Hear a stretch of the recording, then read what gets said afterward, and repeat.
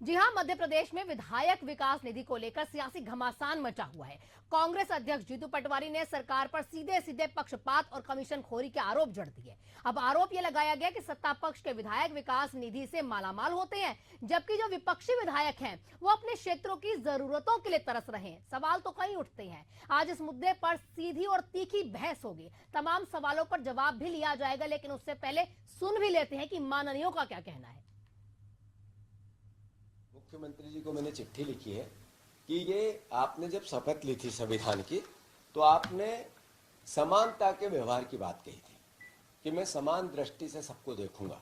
ये उन्होंने जब शपथ लेते वक्त कहा था। तो जब मध्य प्रदेश के विकास की बात हो तो एक तरफ आप 15 करोड़ रुपए बीजेपी के विधायकों को दे रहे हो और उसमें 65 से 70% कमीशन में चला जाता है। दूसरी तरफ कांग्रेस के विधायकों को आप नहीं दे रहे हो, तो आप उस शपथ की पालना नहीं कर रहे हो जो आपने संविधान की ली है। इसीलिए आपको संविधान का विरोधी कहा जाता है, दुश्मन कहा जाता है। तो मैं मुख्यमंत्री से आग्रह करता हूं कि 15 करोड़ रुपए जब आप बीजेपी के विधायकों को विकास निधि के लिए देते हो, तो उस जनता ने क्या गुनाह किया जिसने विपक्ष के विधायक चुन लिए? उसके साथ आप पाप क्यों करते हो? उनको 15 करोड़ रुपए क्यों नहीं देते? का चरित्र कांग्रेस पार्टी का रहा है हमेशा से, और 15 महीने की कांग्रेस की सरकार ने जिस प्रकार से भारतीय जनता पार्टी के विधायकों के साथ भेदभाव किया है वो किसी से छिपा नहीं है। भारतीय जनता पार्टी हमेशा दलगत राजनीति से ऊपर उठकर विकास कार्यों को प्राथमिकता देती है।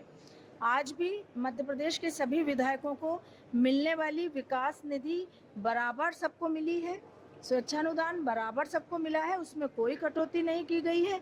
अगर इस प्रकार का आरोप कांग्रेस पार्टी और जीतू पटवारी जी की ओर से लगता है तो मैं यही कहना चाहूंगी कि ऐसा कहकर उनकी पार्टी के विधायक अपनी जिम्मेदारी से पीछे हट रहे हैं।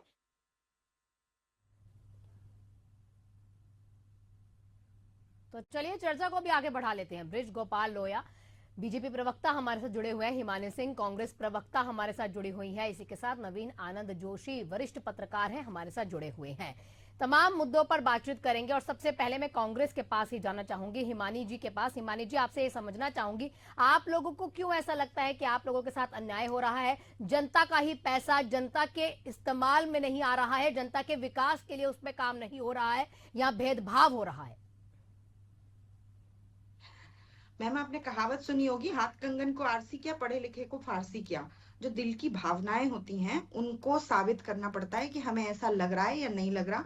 मैं आपका सम्मान करती हूँ, ये आपको मेरे व्यवहार से लगना चाहिए, लेकिन निधि ऐसी चीज है जो फिजिकल है, जो दिखाई देती है कि दी जा रही है या नहीं दी जा रही है। तो जब साफ सुथरे तौर पर हमें कोई लगता नहीं है, ये बिल्कुल सत्य है और तथ्यों के आधार पर जीतू पटवारी जी ने ऐसी बात कही है कि जब आप विपक्ष के, इससे पहले भी आज से 6 महीने पूर्व इस बात पर डिबेट हो चुकी है कि मुख्यमंत्री जी ने साफ तौर पर विकास कार्यों के एस्टिमेट मांगे थे सत्ता पक्ष के विधायकों से 15 से 20 करोड़ रुपए के, और कांग्रेस के विधायकों से नहीं मांगे गए थे। और अब जब निधि देने की बात आ रही है तो वापस से वही हो रहा है। तो इसमें लगने या ना लगने जैसी कोई बात नहीं है, क्योंकि ये कोई महसूस करने वाली बात नहीं है, ये तथ्यों पर आधारित बात है, हाथों में आने वाली बात है, जमीन पर दिखाई देने वाली बात है कि मुख्यमंत्री जी का दोगला चेहरा इससे सामने आता है कि कहीं ना कहीं वो बात करते हैं, बहुत बड़े अपने आप को सनातनी होने का दावा करते हैं, वो बहुत सारी ऐसी चीजें अपने उससे शो करना चाहते हैं, पर यहाँ उनकी ना ये राष्ट्र धर्म की श्रेणी में आता है ना ही सनातन धर्म की श्रेणी में आता है, क्योंकि राष्ट्र धर्म के हिसाब से उन्होंने शपथ ली थी कि वो पूरे प्रदेश के मुख्यमंत्री बनेंगे, और पूरे प्रदेश के मुख्यमंत्री होने के नाते पूरे प्रदेश के एक एक गांव कस्बे, एक एक सड़क की उनकी जवाबदारी है, जिसमें वो भेदभाव कर रहे हैं। और सनातन धर्म के हिसाब से उनका दोगला चेहरा ये है कि सनातन धर्म हमेशा वसुधैव कुटुंबकम में विश्वास रखता है, और एक मुख्य सेवक वो खुद को कहते हैं, उसके नाते वो अपने धर्म से पीछे हट रहे हैं। अगर वो इस तरह का भेदभावपूर्ण व्यवहार करेंगे तो अपने कोई से भी धर्म का पालन नहीं कर रहे हैं। इसमें कोई लगने या ना लगने जैसी बात नहीं है, ये सबके सामने है। और जहां भी एक दो नाम बता दीजिए, क्योंकि बृज गोपाल जी हमारे साथ हैं तो उनसे बात भी करेंगे, क्योंकि अगर मैं लिस्ट देख पा रही हूँ, अगर मैं गलत नहीं हूं तो विजयपुर हो गया आप लोगों के पास, इससे हटके अटेर हो गया आपके पास, लहार हो गया, लखनादौन हो गया, ये तमाम जो और भी जगहें हैं इनका विकास नहीं हो पा रहा है। मुझसे पूछ रही हैं आप? जी जी जी। मैं आना कह रही जी हूँ एक दो जिलों जी के नाम बता दीजिए, क्योंकि मेरे पास बीजेपी प्रवक्ता भी है, उनसे पूछ भी लेंगे कि इनको पैसा क्यों नहीं मिला और इस क्षेत्र का विकास क्यों नहीं हो पा रहा, क्योंकि जनता ही टैक्स देती है। जनता अपने यहाँ पर चाहती है कि हम लोग डेवलपमेंट देके हमारा अच्छा हो, और उसका टैक्स का पैसा उन्हीं के पास नहीं इस्तेमाल होगा, तो ये तो बिल्कुल नाइंसाफी है जनता के साथ। बिल्कुल बिल्कुल। आपने 3-4 जगह गिनाई, 65 से ऊपर विधायक हैं विपक्ष के, हाँ। और उन सभी की यही एक दर्द है उनका कि वो अपने क्षेत्र की मूल जरूरतों को पूरा करने के लिए सरकार से पैसा नहीं प्राप्त कर पा रहे हैं, और उनके जो प्रोजेक्ट्स हैं वो पास नहीं हो रहे हैं, जबकि सत्ता पक्ष के विधायकों से, ताकि जनता के ऊपर ये दबाव बनाया जा सके। और बीजेपी के कार्यकर्ता खुले तौर पर कहते हैं कि यहाँ पर काम नहीं हो पाएंगे, क्योंकि उन्होंने विधायक विपक्ष का चुना है विजयपुर में। कि ये विडंबना रही है कि वहां पे हमेशा से विपक्ष के विधायक रहे हैं। जब पहले रामनिवास रावत थे तब वो कांग्रेस के विधायक थे, हाँ। और तब वो विपक्ष में थे। 20 साल से बीजेपी की सरकार है, और इस बार जो विधायक हैं वो भी। तो वहां पर खुले तौर पर कहा जाता है कि वहां के क्षेत्रों में विकास के काम नहीं हो पाएंगे। और ये आप वहां की जनता से मीडिया होने के नाते आप खुले तौर पर जाकर 65 में से किसी भी विधानसभा में चले जाइए, 2 साल में कोई भी विकास काम नहीं हो पा रहा है। ठीक, ब्रिज गोपाल जी, इल्जाम लग रहे हैं बीजेपी पर कि भाई इस तरह का काम हो रहा है, क्यों ऐसा आपको लगता है कि भाई हमारी जनता का पैसा, भाई अगर जनता के काम नहीं आ रहा है तो ये तो जनता के साथ धोखाधड़ी है, ऐसे इल्जाम यहाँ पर लगाए जा रहे हैं। ये पहले तो मैं आपको ये बात बड़ा स्पष्ट कि मध्य प्रदेश के बीजेपी भूमि पर विकास होना भारतीय जनता पार्टी की सरकार की जिम्मेदारी। इससे अब ना तो कोई परहेज है और ना अब इसका कोई झूठ बोलना चाहे। हर जगह, क्योंकि कांग्रेस ने तो विकास किया नहीं, तो विकास की दरकार प्रदेश के हर क्षेत्र को है और लगभग बराबर थे। परंतु जो बिंदुवार आपने नाम गिनाए उनको भी चर्चा में शामिल करना बहुत जरूरी। ये विजयपुर की चर्चा कर रही थी कि विजयपुर में कभी विकास नहीं हुआ क्योंकि वह रामनिवास रावत जी कांग्रेस में विधायक थे। हिमानी जी, आप थोड़ा मुझे लगता है बड़ी विनम्रता के साथ कह रहा हूँ कि थोड़ा सा तथ्यों को देखिएगा। दुनिया के इतिहास में पहली बार फिजिकल आपकी खाली कुर्सी रखी थी, इसलिए शायद आप सुन नहीं पाए। आहना जी ने उठाया था ये सवाल, विजयपुर का नाम आहना जी ने लिया। मैंने मैडम तमाम जगहों के नाम लिए थे ये बोलते हुए, हिमानी जी मैंने तमाम जगहों के नाम लिए थे कि इस जगह पर कांग्रेस की पार्टी है, तो क्या यहाँ पर आप ऐसे ही थोड़ी जगहों के नाम बता दीजिए जहाँ पर लग रहा है कि विपक्षी विधायकों के साथ नाइंसाफी हो रही है, उनको पैसे नहीं दिए जा रहे हैं। हाँ आना जी, मैं आपके ऊपर नहीं बोल रही हूँ, ये थे नहीं, इनकी कुर्सी रखी थी। हाँ। ये फिजिकली भी डिबेट में नहीं है, तो ये क्या तथ्यों पर बात करेंगे? ये तो पता नहीं कौन सा शब्द किसने यूज किया। जी ब्रिज गोपाल जी, मैं एक आपसे विनम्र निवेदन कर दूं कि मैं इस तरह से चर्चा में शामिल नहीं रह पाऊंगा, क्योंकि मैं इस तरह की चर्चा का पक्षधर नहीं हूँ। जब वो बोले तो वो बोले, बातें हम सुने। ठीक, हिमानी जी अब आपका हुआ, एक बार ब्रिज गोपाल जी को भी अपना पक्ष रखने दीजिए। बताइए। मैं विधानसभा बार बता रहा था, रामनिवास रावत जी का था। इस दुनिया में पहली बार एक कॉन्टिनेंट से दूसरे कॉन्टिनेंट तक चीते लाए गए। वो चीते कहाँ लाए गए? वो क्रूनो नेशनल पार्क कहाँ होता है? हम इससे अगर परहेज करते हैं कि कांग्रेस और भारतीय जनता पार्टी का विषय नहीं है विकास के काम। एक बात और कहता हूं कि जो बहुत सारे चावल टटोलने की जरूरत नहीं रहती। आप लोग भोजन बनाते हैं, हंडी में से एक चावल निकालते हैं, उसे टटोल लेते हैं। जब आपका विषय था तो मैं भी इस बारे में सोच रहा था। हमारे मंदसौर से एक विधायक हैं, कांग्रेस पार्टी के सम्मानित विधायक हैं विपिन जैन साहब। उन्होंने मुख्यमंत्री जी से भेंट की और 8 करोड़ 62 लाख रुपए की 2 सड़कें स्वीकृत तत्काल माननीय मुख्यमंत्री जी ने की तुरंत।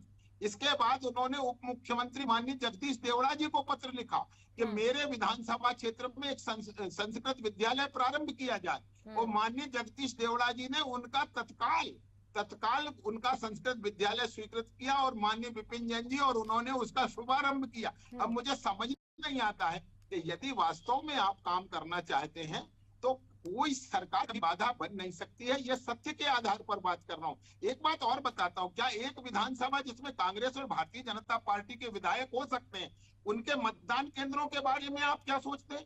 बहुत सारे मतदान केंद्र होते हैं जहाँ जीते हुए विधायक भी हारते हैं, मगर उसकी जिम्मेवारी भी उन जीते हुए विधायक की होती है। मैं अपने उदयपुरा विधानसभा की बात बताता हूँ। यहाँ नरेंद्र शिवाजी पटेल विधानसभा में चुने गए।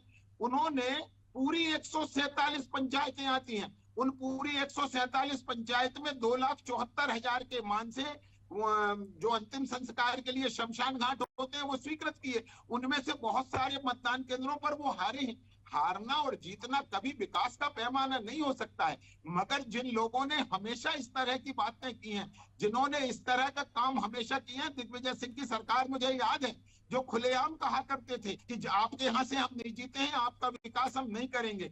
परंतु भारतीय जनता पार्टी की सरकारें ना तो ये कहती हैं ना करती हैं। और एक विधानसभा का नाम का उल्लेख लेकर बताता हूँ कि 1993 से आज तक हम लगातार उत्तर भोपाल विधानसभा को हारते चले आ रहे हैं। तो क्या हमने उसका विकास नहीं किया?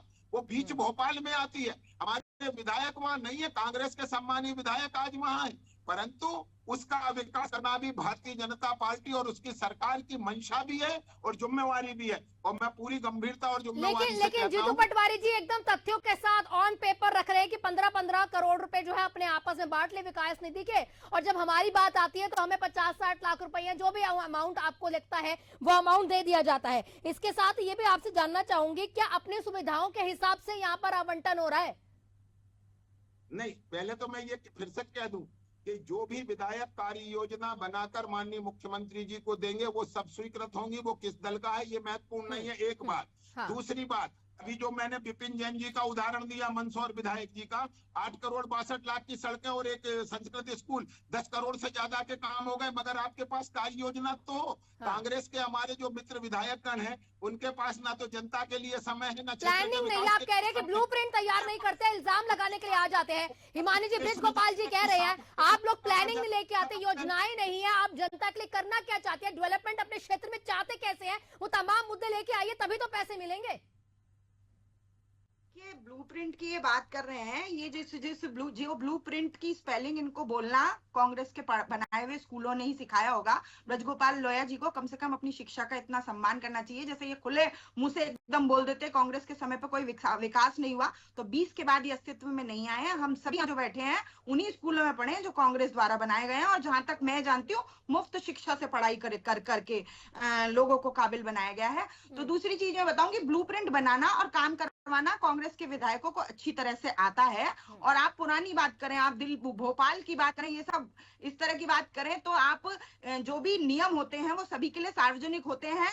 किसी को विशेष रूप से मांग रखनी पड़े, भोपाल के विधायकों को कितना संघर्ष करना पड़ता है अपने क्षेत्र के काम कराने के लिए, और किस तरह की उनके सामने कठिनाइयां आती हैं, उन कठिनाइयों की बात आज जीतू पटवारी जी ने की कि अगर वो अपने मूल काम, जो जरूरी चीजें होती हैं, जो पुरानी सड़कें हैं, अब जहाँ शहर है वहां सड़कें तो नई बनानी नहीं है, उनकी रिपेयरिंग का काम होता है, स्ट्रीट लाइट्स का काम होता है, पानी का काम होता है। इन सब चीजों के लिए जो कहीं पर जिस चीज की मूल जरूरतें होती हैं, विकास तो आप छोड़ दीजिए, उन मूल जरूरतों के लिए संघर्ष करना पड़ता है। और अधिकारी से लेकर मुख्यमंत्री तक उनकी बात सुनने के लिए राजी नहीं होते, और कार्यकर्ता खुलेआम कहते घूमते हैं। आप कुछ भी कह लीजिए, ये जमीनी सच्चाई है। और मीडिया होने के नाते मैं आप लोगों से भी निवेदन करूंगी कि आप लोगों को विपक्ष के क्षेत्रों में, जहां पर विपक्ष के विधायक है, वहां पर जाकर आम जनता से इन चीजों को पूछना चाहिए कि क्या उनके काम उस तरह से हो पा रहे हैं। वही विधायक जो जब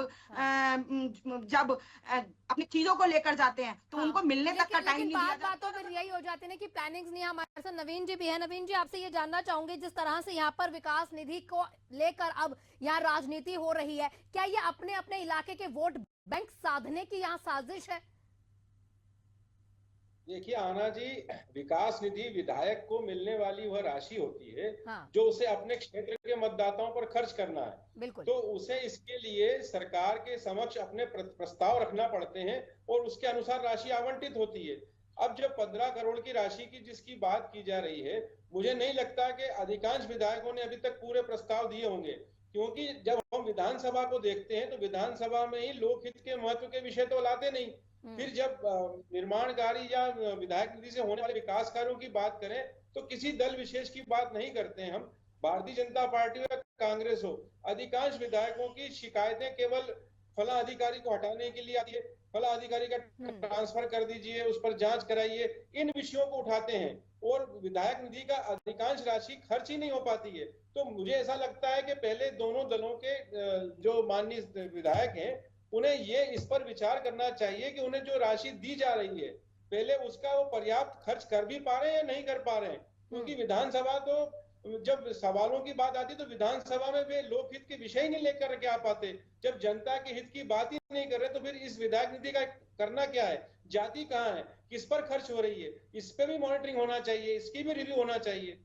ये इस पर बहुत गंभीर विषय है। तो कहीं ना कहीं प्लान्स तैयार नहीं होते, लेकिन पैसे यहाँ पर मांग लिए जा रहे हैं। अगर प्लान्स तैयार होंगे तो क्यों हमारे मुख्यमंत्री या हमारी सरकार जो है वो जनता के पैसों पर कब्जा करेगी? क्योंकि मुख्यमंत्री का तो काम है ना, जो अपना राज्य है उसको विकसित करना, अपने राज्य को विकसित करना, आगे बढ़ाना, और कहीं ना कहीं तमाम जितनी चीजें हैं जिसमें अधूरी रह गई, हमारी डेवलपमेंट पूरी नहीं हो पा रही, वो काम करना। लेकिन वहीं पर लगातार आरोप लगाए जा रहे हैं। बीजेपी के पास में जाऊंगे, आपके पास आऊंगे ब्रिज गोपाल जी, समझना चाहूंगी कि कौन कौन से प्लान्स ऐसे आपको लगते हैं कि इनकी तरफ से आने चाहिए थे जो इनके इलाके में नहीं आ रहे हैं, तभी इनको पैसा नहीं मिल रहा है।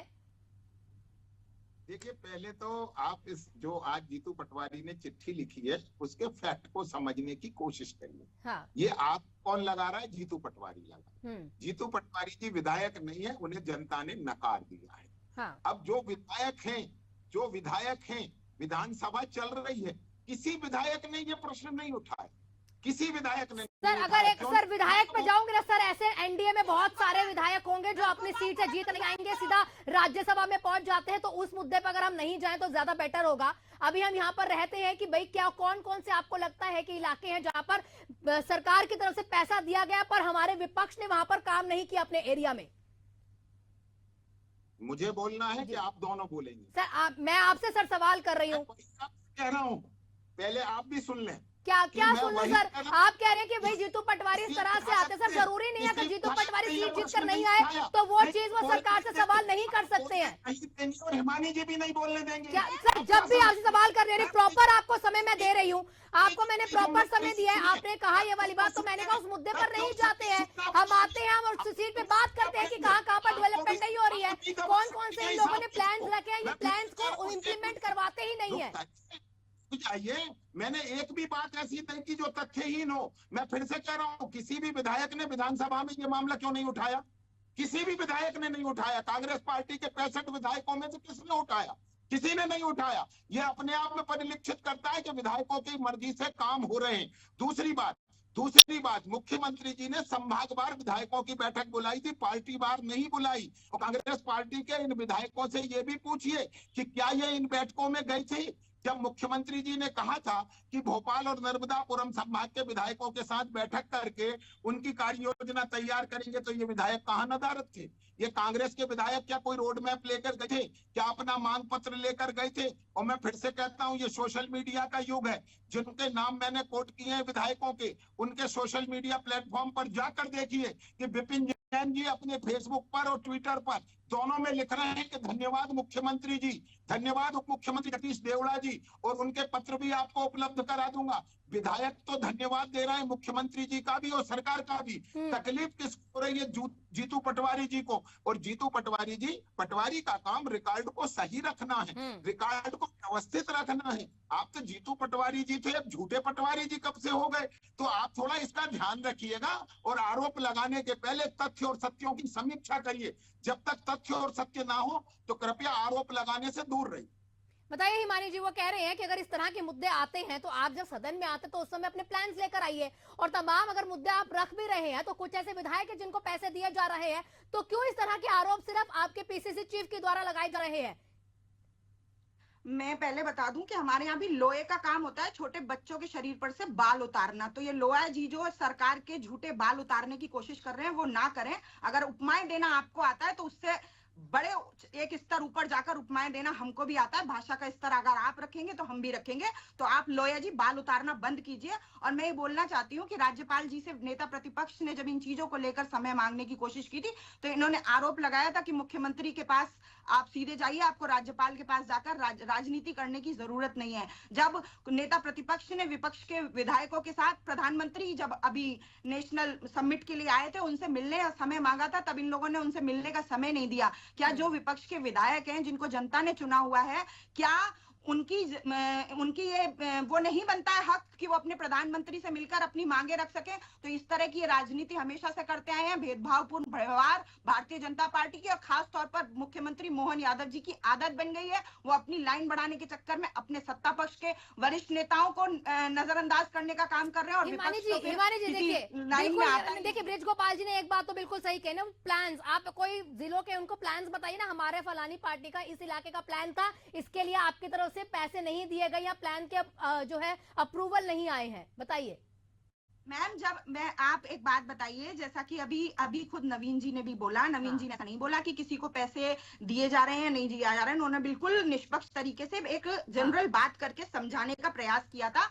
तो जब हम कह रहे हैं कि हमें मूलभूत जरूरतों के लिए जो जरूरतें हैं, आप किसी भी जो सड़क की टूट फूट होती है, जो काम जो पेंडिंग पड़े हुए हैं, जो जरूरतें हैं विधानसभा की, उनके लिए कोई प्रोजेक्ट नहीं, उनके लिए तो सिर्फ एक प्रस्ताव रखा जाता है कि हमारे यहाँ इतने नवीनीकरण के लिए जरूरत है इन सड़क के लिए, तो उस तक के लिए हमको परेशान किया जाता है। अधिकारी यहाँ टाइम लगाते रहते हैं, मुख्यमंत्री के यहाँ से और सीनियर्स के यहाँ से वो पास नहीं हो पाते हैं। तो आगे के प्रस्ताव तो तब पास होंगे जब मूल जरूरतें पूरी होंगी। लग्जरीज पे आदमी तब जाता है जब पहले खाना खा लेता है, पेट भर लेता है, अपना भोजन कर लेता है, उसके बाद लग्जरीज की तरफ बढ़ते हैं। जी जी, ब्रिज गोपाल जी काफी देर से हाथ उठा रहे हैं, बताइए जल्दी बताइए। मैं एक छोटी सी बात कहता हूँ। देखिए, हमारी मंशा तो अलग दिखती है। 2025-26 का बजट इस विधानसभा में माननीय जगदीश देवड़ा जी ने प्रस्तुत किया है। उसमें क्या प्रस्ताव है कि मध्य प्रदेश की सभी 230 विधानसभाओं में प्रत्येक विधानसभा में एक स्टेडियम बड़े आकार का बनेगा, इतना बड़ा जिसमें हेलीकॉप्टर भी उतर सके। अब मैं ये पूछ रहा हूं कि हमने कांग्रेस भाजपा का भेद किया कि जहां कांग्रेस का विधायक होगा वहां नहीं बनाएंगे, जहां भारतीय जनता पार्टी का विधायक होगा बनाएंगे? नहीं किया। और मैं फिर से कहता हूं, ये भेदभाव हम इसलिए भी नहीं करते हैं कि हमें मध्य प्रदेश की जनता ने चुना है, किसी एक क्षेत्र की जनता ने नहीं चुना, और लगातार चुना है, बार बार चुना है। और क्यों चुनती है जनता? जनता जब ही चुनती है जब हम अपने कर्म के प्रति ईमानदारी रखते हैं, जो हम कहते हैं वो हम करते हैं, तभी तो जनता चुनती है। नहीं तो जो कहते कुछ है और करते कुछ है। जो लोग किसानों की कर्ज माफी के नाम पर सरकार में आते हैं और आईफा अवार्ड कराने लग जाते हैं, जो लोग शराबबंदी के नाम से सरकार में आते हैं और महिलाओं के लिए पृथक दुकान शराब बंटवाने लग जाते हैं, उनको नकार देती है। और मध्य प्रदेश में 1998 से 2025 तक 27 वर्षों में कांग्रेस की प्रगति हुई है, उसका कारण क्या है? झूठ बोलना। ये जोर जोर से बोलेंगे, बार बार बोलेंगे तो झूठ सच हो जाएगा। झूठ कब सच नहीं होता। झूठ तो सच ना हो, लेकिन ये बात आपको बता दूं सर, काफी लंबे समय से एक वर्ल्ड रिकॉर्ड कायम हो गया किसानों के धरने की। अगर हम बात करें ना तो वर्ल्ड रिकॉर्ड कायम हो गया। हमारे साथ नवीन जी भी है। नवीन जी, क्या इस मुद्दे को भटकाया जा रहा है? विकास की राजनीति को कहीं ना कहीं अब ये इस तरह के आरोप प्रत्यारोप की राजनीति बनाया जा रहा है? आना जी, जब तक विधायक अपनी जिम्मेदारी तय नहीं करेंगे, उन्हें अपने क्षेत्र की जनता के प्रति वफादार होना है, जनता के प्रति जवाबदेह होना है, उन्हें अपने कार्यों के प्रति चिंतित होना चाहिए। यहाँ पर दलगत राजनीति से ऊपर उठ करके बात करने की आवश्यकता है। यदि जीतू पटवारी जी ने ये विषय उठाया भी है तो इस विषय को उन विधायकों को जवाब में लाना चाहिए कि उनके क्षेत्र में कितना काम हो गया, कितने प्रतिशत राशि उनकी आ चुकी है, सरकार से वे कितना ले चुके हैं और अपनी जनता में कितना खर्च कर चुके हैं। पहले 5 साल का प्रतिवर्ष एक प्रगति रिपोर्ट कार्ड दिया जाता था। एक लंबे समय से विधायकों ने अपना रिपोर्ट कार्ड देना बंद कर दिया है। वे अपना रिपोर्ट कार्ड खुद जनता के बीच प्रस्तुत करते थे कि हमने इतने प्रस्ताव रखे, इतनी हमारी मांगे मंजूर हुई, इतना पैसा आया। भारतीय जनता पार्टी कहे या कांग्रेस, किसी भी विधायक ने अभी तक अपना रिपोर्ट कार्ड ही खुद नहीं रखा है। जनता के सामने रिपोर्ट कार्ड रखना चाहिए। जिस जनता ने आपको चुन करके भेजा है, जिस टैक्स पेयर के पैसे से आप विधानसभा चलाते हैं, वहां पर आप अपना परफॉर्मेंस क्या दे रहे हैं, ये तो जनता को पता ही नहीं चल रहा है। यदि बाहर से बैठे कोई व्यक्ति विपक्ष में आरोप लगा देते हैं कि जनता का पैसा नहीं मिल रहा है, तो मैं समझता हूँ ये आरोप अभी पूरी उथली तौर पर राजनीति हो रही है, क्योंकि इस पे गंभीर चिंतन की जरूरत है। आपके विधायक कितना काम कर पाए, ये भी तो परफॉर्मेंस देखना पड़ेगा आपको। तो परफॉर्मेंस बेसिस पे भी कहीं ना कहीं आवंटन होता है या फिर प्लानिंग के बेसिस पर होता है? क्लोजिंग रिमार्क आप दोनों से चाहूंगी। हिमानी जी, आपसे क्लोजिंग रिमार्क चाहूंगी, समय बहुत कम है।